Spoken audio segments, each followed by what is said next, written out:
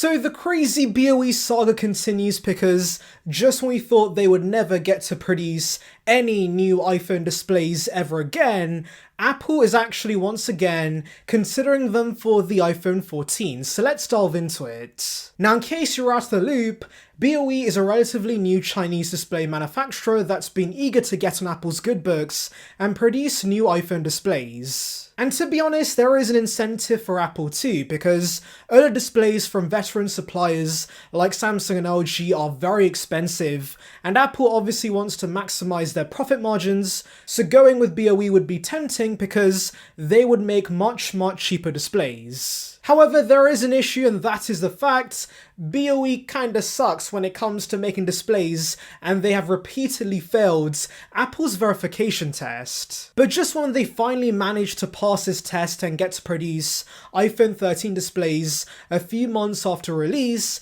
they mess up massively. You see, they changed the specifications of the iPhone 13's display without Apple's permission. They altered the circuit width of the thin film transistor on these panels, and that of course is a huge no-no because Apple wants their displays calibrated and produced in a specific way, and so changing that could ruin the experience. Now this is where I thought they had no chance at getting back with Apple, because once you break Timmy's trust once, the man will never trust you again. But then I realized that profit is what Tim cares about the most, not dodgy display suppliers, so they've allegedly decided to consider BOE once again. So yes, display supply chain experts the elect who are pretty credible believe Apple is evaluating OLED displays for the regular iPhone 14 this week, before mass production. Now this seems to be happening because some execs over at BOE went to California to beg Apple to consider them again,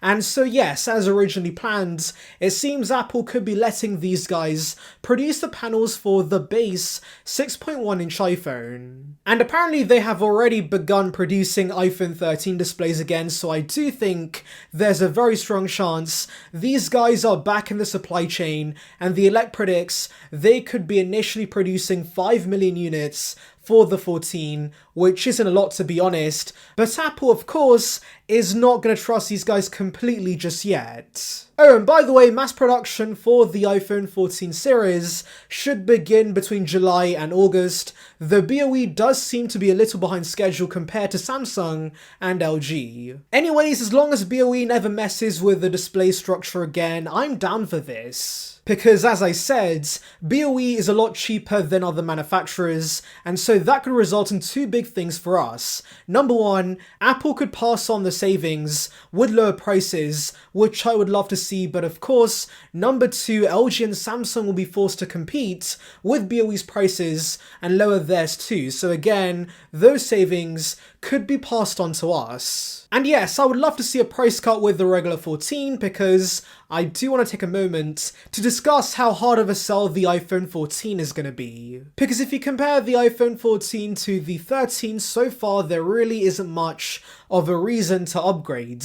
Now normally there would be a new chip, but that's not going to be the case this year since Apple's going to reuse the A15 chip. Now this will technically be the A15 with the 5-core GPU that only the 13 Pros have, so I guess there is a small improvement over the A15 and the regular 13 with the 4-core GPU, but it really isn't much. And apart from a new selfie camera on the front, there really is no other change with this iPhone 14 compared to the 13. And since we are expecting the 13 to stay in the lineup, much like the 12 and the 11, why would someone get the 14 instead? I mean, I'm sure there's gonna be funky colors, but is that really enough? Like last year was a pretty minor refresh too, but at least you got double the storage, so if you were considering the iPhone 12, the 128GB upgrade would be $649, and so it just made sense to pay $50 more for the 13 with 128GB of base storage, better cameras, and also better battery life. But that won't be the case this year because the 14 likely is going to keep the 128GB storage tier, so you're really paying $100 more for a better selfie camera on the front, which isn't a good deal to be honest. And I do have a feeling the 13 at $699 is going to cannibalize the 14, so coming back to BOE's displays, I am hoping we see a price cut with the regular iPhone 14 to justify the lack of upgrades. This has happened before, by the way, since the iPhone 11, which was the last update in the 10 cycle, was $50 cheaper than the 10R, so the 14 being the last update in the 12 cycle could also give us a similar price cut. And especially with Apple considering BOE again to make these panels, that certainly seems likely in my opinion. And yes, the iPhone 13 being $699 and the 14 being $749 might be too close in price, but honestly Apple won't stop sell you to the higher end models, so I could see this price structure happening. However, one could argue right now with inflation and higher costs for components, it's unlikely we're going to see a price cut. I mean, a lot of us were expecting the iPhone SE to be $299, but we were completely wrong about that. And so I guess a cheaper display could just let Apple keep prices the same instead of increasing them, like they will do with the iPhone 14 Pro series. And in that case, I would not be surprised if the iPhone 13 does get discontinued, because it's frankly a very similar iPhone for a cheaper price. But yeah, those are my thoughts regarding this, but let me know in the comments below, guys. Do you think the iPhone 14 needs to get cheaper? Anyways, it's time to see what you guys are saying regarding the iPhone 14 series in the comments. Now, Satish says, SIM slot available on 14, which I'm assuming means, are we going to see a SIM slot on the iPhone 14 series?